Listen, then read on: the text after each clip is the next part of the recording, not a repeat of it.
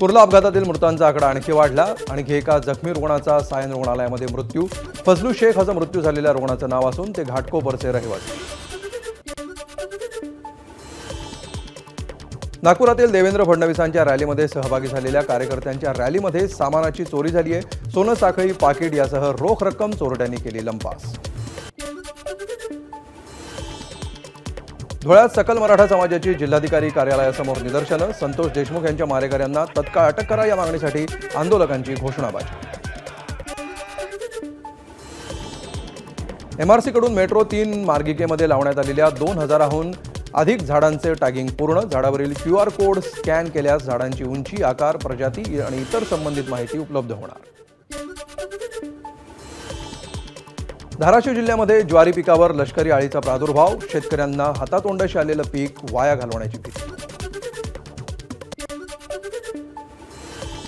नंदुरबारमध्ये तापमानाचा पारा घसरल्यामुळे फळबागांना फटका. शेतकऱ्यांची पीक वाचवण्यासाठी धडपड. एबीपी माझा, उघडा डोळे बघा नीट.